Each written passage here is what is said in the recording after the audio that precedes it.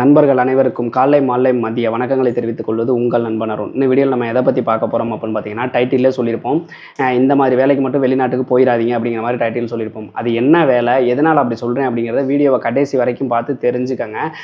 So இதை தெரிஞ்சுக்கிட்டு இந்த வேலையெல்லாம் மோஸ்ட்லி அவாய்ட் பண்ணிடுங்க. ஒரு சில பேருக்கு இல்லை, எனக்கு இந்த வேலை தான் கிடைக்குதுப்பா, எனக்கு வேறு வேலை கிடைக்கல, நான் இதுக்கு போகலான்னு இருக்கேன், அதுக்கு என்ன வழி அப்படின்னு கேட்டிங்கன்னா, போங்க, ஒன்றும் பிரச்சனை இல்லை. அப்படி போனீங்க அப்படின்னா நீங்கள் ஃபிசிக்கலாகவும் மென்டலாகவும் ப்ரிப்பேர் ஆகி போகிறீங்க அப்படிங்கிற பட்சத்தில் எந்த ப்ராப்ளமும் இல்லாமல் இந்த வேலையில் அட்லீஸ்ட் போட்ட காசாவது எடுத்துகிட்டு ஏதாவது ப்ராஃபிட் பார்த்துட்டு வர முடியும். இல்லை நீங்கள் ப்ரிப்பேர் ஆகாமல் போகிறீங்க அப்படிங்கிற பட்சத்தில் கண்டிப்பாக இது லாஸ் மட்டும்தான் வரும். ஸோ அதனால் வீடியோ கடைசி வரைக்கும் பாருங்கள். இது மட்டும் கிடையாது, இந்த மாதிரி வெளிநாடு சம்மந்தமாக நீங்கள் வெளிநாடு போய் தான் நீங்கள் சம்பாதிக்கணுன்ற ஒரு முடிவு பண்ணிட்டீங்க அப்படின்னா மறக்காம நம்ம சேனலை சப்ஸ்கிரைப் பண்ணி வச்சுக்கோங்க. ஸோ வெளிநாடு சம்மந்தமாக சிங்கப்பூர் மட்டும் கிடையாது, எல்லா நாடு சம்மந்தமாகவும் A to Z தகவல்கள் நம்ம சேனலில் வந்துக்கிட்டே இருக்கும். அதே மாதிரி எனக்கு நம்பிக்கையான இடத்துல வேலை வேணும், நம்பிக்கையான ஏஜென்சி ரெஃபரன்ஸ் வேணும் அப்படின்னு நினச்சிங்கன்னா www.sgtamilan.com வெப்சைட்டுக்கு போங்க. இந்த வெப்சைட்டில் பார்த்தீங்க அப்படின்னா தமிழ்நாட்டில் இருக்க RA லைசன்ஸ் ஹோல்டர்ஸ், அதாவது மினிஸ்ட்ரி ஆஃப் எக்ஸ்டர்னல் அஃபேர்ஸில் ரிஜிஸ்டர் பண்ண லைசன்ஸ் ஹோல்டர்ஸ் போடுற ஜாப் எல்லாமே அதில் ரெகுலராக நம்ம போட்டுகிட்டே இருக்கோம். ஸோ அந்த ஜாபை அந்த ஜாபுக்கு நீங்கள் ட்ரை பண்ணுறீங்க அப்படிங்கிற பட்சத்தில் ஏமாறாமல் உங்களால் வெளிநாடு போக முடியும். ஓகேங்களா? ஓகே. ஸோ ஃபஸ்ட்டு அது என்னென்ன ஜாப் அப்படிங்கிற மாதிரி பார்த்துருவோம். மோஸ்ட்லி இந்த ஜாப்லாம் இப்போ அதிகமாக சிங்கப்பூரில் இந்த ஜாப் எல்லாமே வந்துட்டுருக்கு. சிங்கப்பூர்னு கிடையாது, வேறு கண்ட்ரிக்கு இந்த ஜாப் வந்தாலுமே கொஞ்சம் சேஃபாக நீங்கள் மூவ் பண்ணுறது பெட்ரு. ஓகேங்களா? அதில் ஃபஸ்ட்டு என்ன இருக்குது அப்படின்னு பார்த்தீங்கன்னா, கொரியர் டெலிவரி ஜாப். அதாவது இப்போ சிங்கப்பூரில் பார்த்தீங்க அப்படின்னா இந்த கொரியர் டெலிவரி அப்படிங்கிற மாதிரி நிறையா பேர் எடுக்கிறாங்க. ஸோ இதில் என்ன ப்ராப்ளம் இருக்கும் அப்படின்னு கேட்டிங்கன்னா, இப்போ நம்ம கொரியர் டெலிவரினா நீங்கள் இப்போ நம்ம தமிழ்நாட்டிலலாம் எப்படி இப்போ அமேசான் ஃப்ளிப்கார்ட்லாம் இருக்குது அப்படின்னு பார்த்தீங்கன்னா, நீங்கள் வீடு வீடாக போய் டெலிவரி பண்ணுவீங்க, பைக்லேயோ இல்லை இதிலையோ போவீங்க. ஆனால் சிங்கப்பூரை பொறுத்த வரைக்கும் எப்படி இருக்கும் அப்படின்னு கேட்டிங்கன்னா, உங்களுக்கு கார் கொடுத்துருவாங்க. ஸோ ஒன்று நீங்கள் ட்ரைவ் பண்ணுற மாதிரி இருக்கும், இல்லைனா நீங்கள் ட்ரைவ் பண்ணிகிட்டே டெலிவரி பண்ணுற மாதிரி இருக்கும். அங்கே லைசன்ஸும் எடுத்து கொடுத்துருவாங்க. இதில் இருக்க மிகப்பெரிய மைனஸ் என்ன அப்படின்னு கேட்டிங்கன்னா, நீங்களே லோட் பண்ணுற மாதிரி இருக்கும். அதுக்கப்புறமேட்டு இப்போ ஒரு இடத்துக்கு போகிறீங்கன்னு வச்சுக்கோங்களேன், சிங்கப்பூருங்கிறது புது ஏரியா, உங்களுக்கு அந்த அட்ரஸ்லாம் டிஃப்ரெண்ட்டாக இருக்குமா. ஸோ அடுக்குமாடி குடியிருப்பாக தான் இருக்கும் ஃபுல்லாகவே. இப்போ நீங்கள் HDBக்கு போகிறீங்க அப்படின்னா கிட்டத்தட்ட ஒரு 15 மாடி 20 மாடி இருக்கும். மோஸ்ட்லி எல்லா இடத்துலையுமே லிஃப்ட் இருக்கும், லிஃப்ட் வேலை செய்யும். ஆனால் ஒரு சில இடங்களில் லிஃப்ட் வேலை செய்யாமையும் இருக்கலாம். அது மட்டும் இல்லாமல் நீங்கள் டெலிவரி பண்ணல பார்த்தீங்க அப்படின்னா இப்போ அந்த அட்ரஸ் கரெக்டாக பார்க்கணும், அந்த நம்பர், அந்த வீட்டு நம்பர் கரெக்டாக பார்க்கணும். இதெல்லாம் பார்த்து டெலிவரி பண்ணால் ரொம்ப லேட் ஆகும். அதே மாதிரி உங்களுக்கு அந்த குறிப்பிட்ட டெலிவரி கொடுத்துருவாங்க. கிட்டத்தட்ட 12 ஹவருக்கு மேலே ஒர்க்கு போகும். இவ்வளோ இது நீங்கள் டெலிவரி பண்ணணும் அப்படிங்கிற மாதிரி இருக்கும். அந்த அட்ரஸ் எல்லாம் நீங்கள் கரெக்டாக பார்த்து டெலிவரி பண்ணணும். அந்த நேம் டிஃப்ரெண்ட்டாக இருக்கும், நம்பர்ஸ் டிஃப்ரெண்ட்டாக இருக்கும், எல்லாமே நீங்கள் போனோன்னா புதுசாக இருக்கும். அப்படிங்கிற பட்சத்தில் நீங்கள் சரியாக டெலிவரி பண்ணலை அப்படின்னாவோ, தப்பாக நீங்கள் டெலிவரி பண்ணிட்டீங்க அப்படின்னாலோ உங்கள் மேலே கம்ப்ளைண்ட் ரைஸ் ஆகிறதுக்கு வாய்ப்பு இருக்குது. அதே மாதிரி நீங்களே ட்ரைவ் பண்ணி எல்லாத்தையும் இறக்கி ஏற்றி இது எல்லாத்தையும் நீங்கள் டெலிவரி பண்ணுறதுக்குள்ள உங்களுக்கு போதும் ஆயிரும். ஓகேங்களா? ஸோ இந்த மாதிரி இந்த டெலிவரி ஜாப் அப்படின்றது ரொம்ப கஷ்டமான ஜாப்பு. ப்ளஸ் நிறையா டிஃபிகல்ட்டாக இருக்கும். இப்போ சப்போஸ் நீங்கள் யாருக்காவது மாற்றி டெலிவரி பண்ணிடுறீங்க அப்படிங்கிற பட்சத்தில் உங்கள் மேலே கம்ப்ளைண்ட் ரைஸ் ஆகும். அதுக்கு ஏதாவது அமௌண்ட் கட்டுற மாதிரி இருந்தால், நல்ல கம்பெனியாக இருந்தால் அவங்க பே பண்ணிடுவாங்க. அப்படி இல்லை அப்படின்னா நீங்கள் தான் பே பண்ணுற மாதிரி இருக்கும். அந்த கொரியர் மிஸ் ஆகிறதுக்கான வாய்ப்புகள் இருக்குது.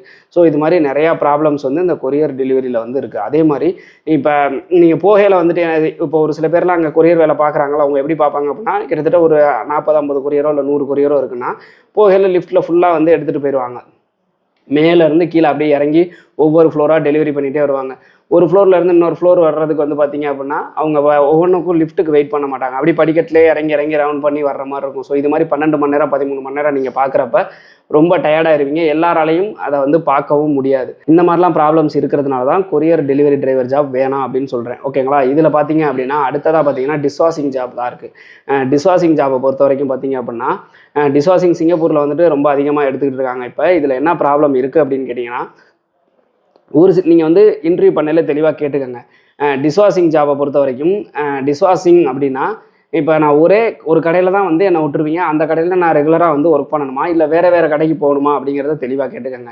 அதே மாதிரி இப்போ டிஷ்வாஷிங்கில் பார்த்தீங்க அப்படின்னா, நீங்கள் இப்போ ஒர்க் பண்ண வேண்டிய கடை இந்தியன் கடையா இல்லை சைனீஸ் கடையான்னு கேட்டுக்கோங்க. இது எல்லாத்தையுமே கேட்டுக்கோங்க.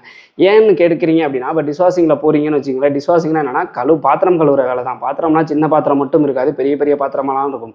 அதில் என்ன பிரச்சனை, கழுவிடலாமே அப்படின்னு நினச்சிங்கன்னா, இப்போ ஒரு உதாரணத்துக்கு ஒரு சைனீஸ் கடையில் வந்து உங்களை கொண்டு போய் விட்றாங்கன்னு வச்சுக்கோங்களேன். சைனீஸ் கடையில் பார்த்தீங்க அப்படின்னா வந்துட்டு பன்னிக்கறி இந்த மாதிரிலாம் வந்து சமைப்பாங்க. அதோட ஸ்மெல் பார்த்தீங்க அப்படின்னா வந்துட்டு சைனீஸ் ஃபுட்டே நம்ம பசங்களுக்கு ஒரு சில பேருக்கு ஒத்துக்காது. அப்படின்றப்ப அந்த ஸ்மெல் வந்து ஒத்துக்காது. டிஷ்வாஷிங்கில் வந்து சில டைம் வந்து சாப்பாடு வந்து ஃப்ரீ அப்படிங்கிற மாதிரி வந்து வேலையில் போடுவாங்க. ஆனால் அது சைனீஸ் ஃபுட்டாக கூட இருக்கலாம். ஸோ இந்த சைனீஸ் அந்த வாடை ஒத்துக்காமல் அதெல்லாம் கஷ்டப்படுறதுக்கு வாய்ப்புகள் நிறையா இருக்குது. ஸோ அது ஒத்துக்காமல் உங்களுக்கு உடம்பு சரியில்லாமல் வர்றதுக்கு வாய்ப்புகள் இருக்குது. அதே மாதிரி நீங்கள் டிஷ்வாஷிங்கில் போகிறீங்க அப்படின்னா அங்கே வந்து பார்த்தீங்க அப்படின்னா பாத்திரங்கள் வந்து க்ளவுஸ் எல்லாமே கொடுப்பாங்க. அதை போட்டுட்டு தான் இது பண்ணுவீங்க. இருந்தாலுமே கெமிக்கல் வந்து அதையும் மீறி வந்து உங்கள் கையை வந்து அஃபெக்ட் பண்ணும். ஒரு சில பேருக்கு வந்து இந்த கையில் வந்துட்டு ஸ்கின் அலர்ஜி ஏதாவது இருந்துச்சு அப்படின்னா இன்ஃபெக்ஷன் வர்றதுக்கும் சான்சஸ் இருக்குது. ஸ்கின் அலர்ஜி வர்றதுக்கும் சான்சஸ் இருக்குது. ஸோ அதே மாதிரி இதில் இன்னொரு பிரச்சனை என்ன அப்படின்னு கேட்டிங்கன்னா, டிஷ்வாஷிங் ஜாப்பை பொறுத்த வரைக்கும் இப்போ உங்களை ஒரே கடையில் வந்து வேலை பார்க்க வைக்கிறாங்க அப்படின்னா பிரச்சனையே கிடையாது. ஆனால் வேறு கடையில் உங்களை வேலை பார்க்க வைக்கிறாங்க அப்படின்னா, அதாவது உங்களை மாற்றி விட்டுக்கிட்டே இருக்கிறாங்க அப்படின்னா, காலையில் இங்கே போ, மத்தியானம் இங்கே போன்னு ஒரு சில ஏஜெண்டுகளோ இல்லை ஒரு சில முதலாளிகளோ உங்களை சப்ளைக்கு அந்த மாதிரி அனுப்புறதுக்கு வாய்ப்புகள் இருக்குது. ஸோ அப்படி மாற்றி அனுப்புகிறப்ப பார்த்தீங்க அப்படின்னா நீங்கள் வேறு இடத்துக்கு போகிற மாதிரி இருக்கும், ட்ராவல் பண்ணி போகிற மாதிரி இருக்கும், வேலை அதிகமாக இருக்கும். இன்னொன்று என்ன அப்படின்னு கேட்டால், ஒரு சில கம்பெனியில் வந்து இந்த டிரான்ஸ்போர்ட் அலவன்ஸு தரமாட்டாங்க. ஸோ அது உங்கள் கை காசைப்பட்டு போகிற மாதிரி இருக்கும். ஸோ இந்த மாதிரிலாம் வந்து போகிறப்ப உங்களுக்கு பெருசாக ஒன்றும் சேவிங்ஸ் இருக்காது. அதனால் வந்துட்டு டிஷ்வாஷிங் சூஸ் பண்ணையில் கொஞ்சம் சேஃபாகவே சூஸ் பண்ணுங்கள். ஒரு இடத்துல வேலையாக இருக்கணும், உங்களுக்கு ஸ்கின் அலர்ஜி இல்லாமல் இருக்கணும். இந்த சைனீஸ் கடைக்கெல்லாம் வந்து பாத்திரம் கழுவுற மாதிரி இருந்தால் அந்த வாடையெல்லாம் வந்து இந்த பன்னிக்கறியெல்லாம் சமைக்கிறாங்க அப்படிங்கிற பட்சத்தில் ஸோ அந்த வாடையெல்லாம் வந்து உங்களுக்கு ஒத்துக்கிற மாதிரி இருக்கணும். ஸோ இதெல்லாம் இருந்தால் மட்டும் அதை சூஸ் பண்ணுங்கள், இல்லைனா டிஷ்வாஷிங்கை சூஸ் பண்ணாதீங்க. ஓகேங்களா?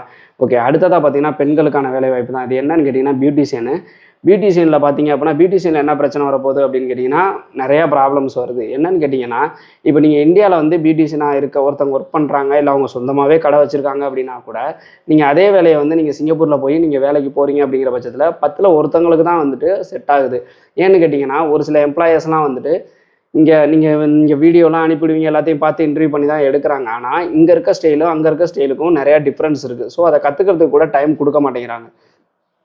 நான் வந்து இது எல்லா எம்ப்ளாயரையும் சொல்லலை, ஒரு சில எம்ப்ளாயர்ஸை மட்டும்தான் சொல்கிறேன். ஒரு சில முதலாளிகளை மட்டும்தான் சொல்கிறேன்.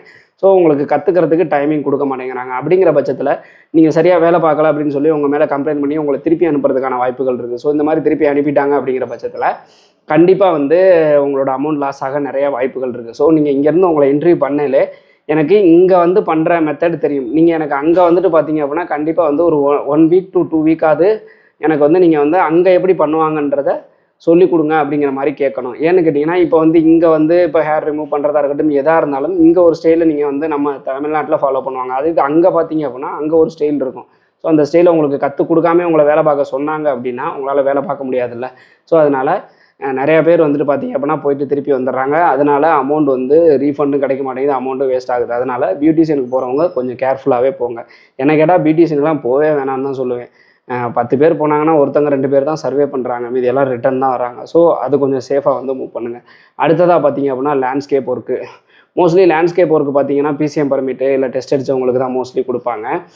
ஒரு சில பேர் எஸ்பாஸ் இபாஸில் எடுக்கிறாங்க அப்படின்னா இந்த மாதிரி இதுக்கெலாம் எடுக்கவே கூடாது. ஆனால் நிறைய பேர் வந்து நிறைய கம்பெனியில் வந்து இந்த மாதிரி எடுத்துகிட்டு இருக்காங்க. ஸோ லேண்ட்ஸ்கேப் ஒர்க்குனா என்னன்னு கேட்டிங்கன்னா, சிங்கப்பூரில் பார்த்தீங்க அப்படின்னா வந்துட்டு ஃபுல்லாகவே வந்து பசுமையாக தான் இருக்கும். நம்ம ஊரில் மாதிரி மரத்தை வெட்டிட்டு திருப்பி நடாமலாம் வந்து போக மாட்டாங்க. ஒரு மரத்தை வெட்டினா 10 மரத்தை வைக்கணும், வச்சே ஆகணும். அப்படி இல்லைனா அந்த கம்பெனிக்கு ஃபைன் உண்டு, தண்டனை உண்டு. அப்படிங்கிற பட்சத்தில் ஃபுல்லாகவே மரம் வந்து ரோட்டில் எல்லா சைட்லேயும் மரம் இருக்கும், ரோட்டில் எல்லா பக்கமும் புல்லும் இருக்கும். ஸோ அந்த புல் அந்த மரத்தையெல்லாம் வந்துட்டு சீரமைக்கிறது தான் வந்து இந்த லேண்ட்ஸ்கேப் ஒர்க்கு. மோஸ்ட்லி இப்படி தான் இருக்கும். ஆனால் ஒரு சில பேர் என்ன சொல்லுவாங்க அப்படின்னா, லேண்ட்ஸ்கேப்னா தோட்டத்தை மட்டும்தான் பார்த்துக்கிற மாதிரி இருக்கும், இந்த பில்டிங்லாம் இருக்க தோட்டத்தை மட்டும்தான் பார்த்துக்கிற மாதிரி இருக்கும் அப்படிங்கிற மாதிரி சொல்லுவாங்க.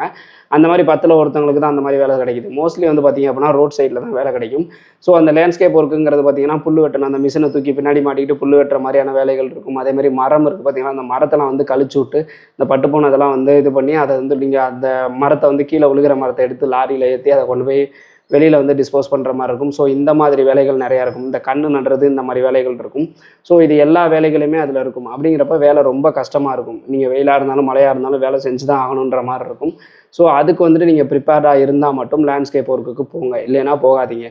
ஏஜென்ட் வந்து இல்லைப்பா உனக்கு வந்து தோட்டத்தில் தான் வேலை, சும்மா வந்து இந்த கட்டிங்கு புல்லை வந்து வெட்டுறது செடியை வெட்டுறது தான் வேலை ஈஸியாக இருக்கும், சும்மா தண்ணி பாய்ச்சறது தான் வேலை இருக்கும் அப்படின்னு கேட்டால் கண்டிப்பாக அது மட்டும் இருக்காது. எல்லா வேலையுமே இருக்கும். அதை வந்து அந்த வேலையெல்லாம் நீங்கள் செய்ய முடியும்னா மட்டும் லேண்ட்ஸ்கேப் ஒர்க்குக்கு போங்க, இல்லைன்னா போகாதீங்க. ஓகேங்களா? சிங்கப்பூரில் வேறு ஏதாவது ஜாப் இந்த மாதிரி கஷ்டமான வேலை இருக்கா அப்படின்னு கேட்டிங்கன்னா இருக்குது. நிறையா வேலை இருக்குது. அதில் நான் ரொம்ப இம்பார்ட்டண்ட்டான ஒர்க் மட்டும் தான் சொன்னேன்.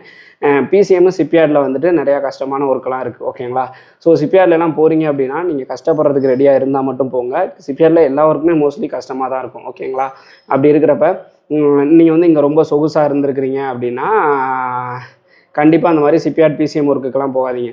மோஸ்ட்லி சிங்கப்பூரை பொறுத்தவரைக்கும் ஜென்ரல் ஒர்க் அப்படின்னு எடுத்தாங்கன்னா எந்த வேலை கொடுத்தாலும் செய்கிற மாதிரி தான் நீங்கள் போய் ஆகணும். அதனால் இதுக்கெல்லாம் ப்ரிப்பேர்டாக இருந்தால் மட்டும் நீங்கள் போங்க, இல்லைன்னா போகாதீங்க. அதையும் மீறி இல்லை நான் போகிறேன் அப்படின்னு சொல்லிட்டு நீங்கள் போனீங்க அப்படின்னா உங்களோட அமௌண்ட் லாஸ் ஆகிறதுக்கு நிறையா வாய்ப்புகள் இருக்குது. தயவுசெய்து வந்து அந்த மாதிரி பண்ணாதீங்க. ஏன்னா நிறைய பேர் பார்த்தீங்க அப்படின்னா எப்படியாவது நான் சிங்கப்பூர் போனால் போதும் அப்படிங்கிற மாதிரி கிளம்பி போயிடுறாங்க. அங்கே போயிட்டு இந்த வேலையெல்லாம் பார்க்க முடியல அப்படின்னு சொல்லிட்டு திருப்பி வந்துடுறாங்க. அப்படி திருப்பி வர்ற பட்சத்தில் அவங்களுக்கு என்ன ஆகுது அப்படின்னு கேட்டிங்கன்னா ஏஜென்சி சைட்லேருந்து சர்வீஸ் சார்ஜ் பிடிச்சிட்டு கொடுப்பாங்க. ஒரு சில பேர் அமௌண்ட்டே ரீஃபண்ட் பண்ண மாட்டாங்க. இந்த மாதிரிலாம் நிறைய பேர் ப்ராப்ளமாக ஃபேஸ் பண்ணிட்டு இருக்காங்க. ஸோ தயவுசெய்து இந்த மாதிரிலாம் போய் மாட்டிக்காதீங்க. ஓகேங்களா? ஸோ இது மாதிரி நான் வேறு ஏதாவது வேலையை மிஸ் பண்ணியிருந்தேன் அப்படின்னா கமெண்ட் செக்ஷனில் சொல்லுங்கள். இந்த மாதிரியான யூஸ்ஃபுல்லான இன்ஃபர்மேஷனுக்கு மறக்காம நம்ம சேனலை சப்ஸ்கிரைப் பண்ணி வச்சுக்கோங்க. பாய்.